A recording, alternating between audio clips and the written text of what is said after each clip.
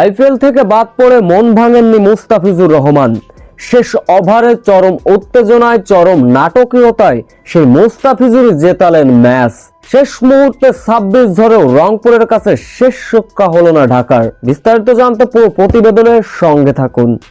নতুন বলে জিয়াউর রহমান, মোহাম্মদ সাইফুদ্দিনরা দুর্দান্ত বোলিং করেছেন। তাতে করেই তাসের ঘরের মতো ভেঙে যায় রংপুরের টপ অর্ডার। তবে মিডল অর্ডারের ব্যাটার, অভিজ্ঞ ব্যাটার মাহমুদুল্লাহ রিয়াদ ও ডেভিড মালান দুর্দান্ত ব্যাটিং করছিলেন। পাশাপাশি দুর্দান্ত ফিনিশিং দিয়েছিলেন খুশদিল শাহ। তাতে করে 150 ছাড়িয়েছিল রংপুর রাইডার্সের দলীয় রান।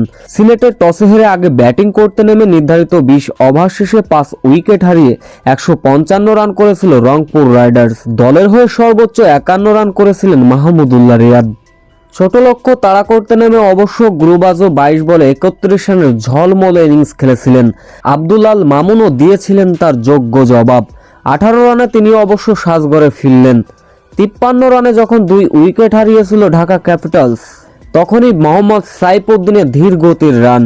অধিনায়ক তবুও মোহাম্মদ মিথুন হাত খুলে খেলেছিলেন দলের প্রয়োজনে, কখনো বা সিঙ্গেল, কখনো বা বিগ শট।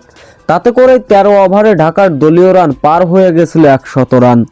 দলের হয়ে ব্রেক থ্রু এনে দেন মুস্তাফিজুর রহমান, ফেরান শামীম হোসেন পাটোয়ারিকে, যার ফলে ম্যাচটি চলে যায় শেষ 2 ওভারের নাটকীয়তায়। তখন ব্যাটিং করলেন সাব্বির রহমান, এসেই 4 ছক্কার ফুল ঝুড়ি ঝরালেন, যার ফলে শেষ ওভারে ঢাকার জয়ের জন্য প্রয়োজন ছিল 10 রান। শেষ ওভারে মুস্তাফিজুর রহমানের কাটার ভেলকি দিয়ে গেলেন 5 রান।